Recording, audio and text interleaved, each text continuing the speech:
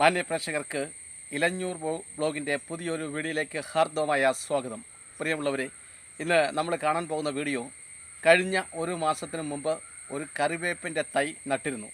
അന്ന് ഞാൻ പറഞ്ഞിരുന്നു ഇത് കിളിച്ചതിന് ശേഷം മാത്രമേ വളം ചെയ്യത്തുള്ളൂ, ആ വളം ചെയ്യുന്ന രീതി കാണിക്കാം എന്നൊക്കെ ഞാൻ ബഹുമാനപ്പെട്ട പ്രേക്ഷകരോട് പറഞ്ഞിരുന്നു. അതനുസരിച്ച് നമ്മൾ നട്ട ആ കറിവേപ്പ് ഈ പുതിയ ഇലകൾ വന്നു തുടങ്ങി.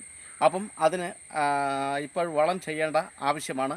ആ വളം ചെയ്യുന്ന രീതി അത് ആദ്യം നട്ട് ആദ്യത്തെ വളപ്രയോഗ രീതിയാണ് ഇപ്പോൾ കാണിക്കുന്നത്. അപ്പം നമ്മൾ നട്ട കറിവേപ്പ് ഇതാണ്. ഈ കറിവേപ്പാണ് നമ്മൾ നട്ടത്. ഇതിന് നല്ല കിളിർപ്പ് വന്നിട്ടുണ്ട്. ഇപ്പോൾ ഒരു മാസം ആയതേ ഉള്ളൂ നമ്മൾ നട്ടിട്ട്. ഇത് നമ്മൾ ആദ്യമായിട്ട് വളം ചെയ്യുകയാണ്. നട്ടപ്പോഴും ഒരു വളവും നമ്മൾ ചെയ്തില്ല.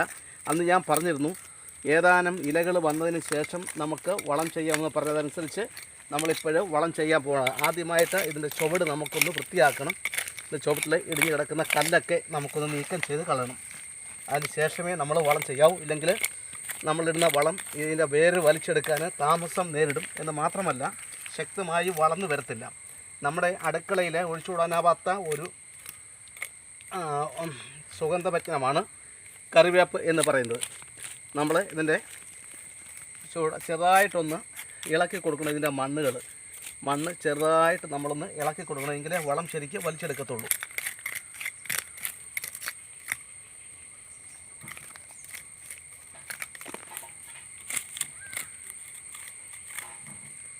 ചെറിയ രീതിയിൽ മണ്ണ് ഒന്ന് ഇളക്കി കൊടുത്തു. ആദ്യമായിട്ട് നമ്മളിതിലിടാൻ പോകുന്നത് കുമ്മായപ്പൊടിയാണ്. കുമ്മായപ്പൊടി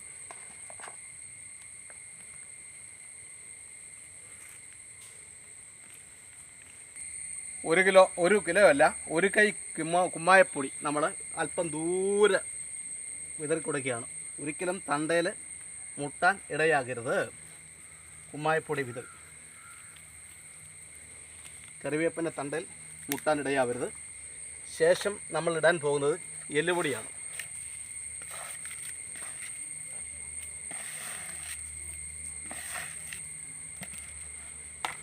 ശേഷം നമ്മൾ ഇടാൻ പോകുന്നത് കടലപ്പിണ്ണാക്കാണ്. ഒടുവിലായിട്ട് വേപ്പിൻ്റെ പിണ്ണാക്ക് ഇട്ട് കൊടുക്കുകയാണ്.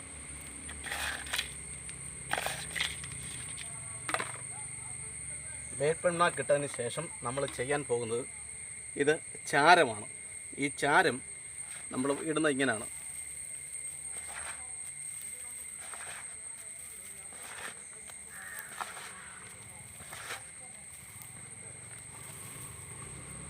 കാരണം രോഗകീടബാധകൾ കൂടുതലായിട്ട് വരാൻ സാധ്യതയുള്ള ഒരു ഇലയാണ് കറിവേപ്പില. അതുകൊണ്ട് തന്നെ ആഴ്ചയിൽ ഒരു ദിവസമെങ്കിലും കറിവേപ്പില ഇതിൻ്റെ ഇലയിലൊന്ന് വിതറി കൊടുക്കുന്നത് വളരെ നല്ലതാണ്. ഇത് ഒന്നാമത്തെ വളമാണ്. ഓണത്തിന് മുമ്പ് തന്നെ ഒരു വളം കൂടെ ചെയ്യുമ്പോഴത്തേന് ഓണത്തിന് ആവശ്യമുള്ള കറിവേപ്പില നമുക്ക് ഇതിൽ നിന്ന് തന്നെ ലഭ്യമാകും. അടുത്തതായിട്ട് നമുക്ക് ചെയ്യേണ്ടത് മണ്ണ് ഇടണം. ഇതിൻ്റെ ചുവട്ടിൽ മണ്ണ് ഇങ്ങനെ വെട്ടിയിട്ട് കൊടുക്കണം. വളത്തിൻ്റെ മുകളിൽ മണ്ണ് ഇട്ട് കൊടുക്കണം.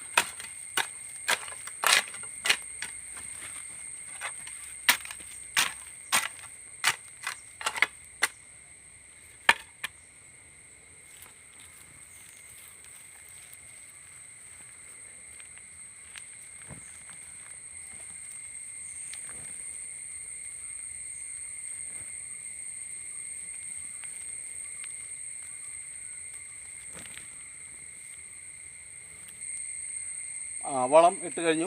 ചുവട്ടിൽ മണ്ണും ഇട്ട് റെഡിയാക്കി.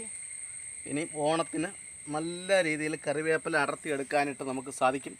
പിന്നെ എൻ്റെ പ്രേക്ഷകരോട് പറയാനുള്ളത്, കറിവേപ്പിലയിൽ പരാതങ്ങളെന്ന് വെച്ചാൽ പുഴുക്കളോ പ്രാണികളോ ഒക്കെ വന്നിരിക്കുകയോ ഒക്കെ ചെയ്യുവാണെങ്കിൽ പുളിപ്പിച്ച കഞ്ഞിവെള്ളത്തിനകത്ത് മഞ്ഞൾപ്പൊടി കലക്കി ശരിക്ക് തളിച്ചു കൊടുത്താൽ മതി.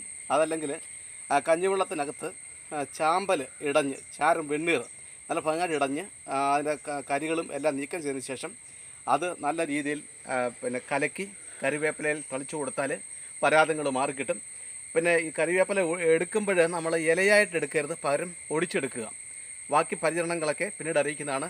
കഴിഞ്ഞ ഒരു വീഡിയോയിൽ വലിയ കറിവേപ്പിന് 4-5 വർഷം പഴക്കമുള്ള കറിവേപ്പിന് വളം ചെയ്യുന്ന രീതികളൊക്കെ നമ്മൾ ഇട്ടിരുന്നു. ഇത് തൈക്കറിവേപ്പ് വെക്കുന്ന വിധമാണ്. ഒരു വീട്ടിലൊരു കറിവേപ്പ് അത്യാവശ്യമാണ്. ഇത് ജാറിലും അതുപോലെ തന്നെ ഗ്രോ ബാഗിലും ചാക്കിലും ചെടിച്ചട്ടിലും ഒക്കെ നമുക്ക് വളർത്താൻ സാധിക്കും. അപ്പം ഇത്തരം അറിവുകൾ ശേഖരിക്കാനും അത് മറ്റുള്ളവർക്ക് എത്തിക്കാനും പ്രിയമുള്ളവരെ നിങ്ങൾക്ക് താല്പര്യമെങ്കിൽ ഞങ്ങളുടെ യൂട്യൂബ് ചാനൽ ആദ്യമായിട്ട് നിങ്ങൾ കാണുന്നെങ്കിൽ ദയവായി ലൈക്ക് ചെയ്യുക, ഷെയർ ചെയ്യുക, ഒപ്പം സബ്സ്ക്രൈബ് ചെയ്യുക. പൂർണ്ണമായ പിന്തുണ നൽകിക്കൊണ്ടിരിക്കുന്ന നമ്മുടെ സബ്സ്ക്രൈബേഴ്സിന് നന്ദി, നമസ്കാരം.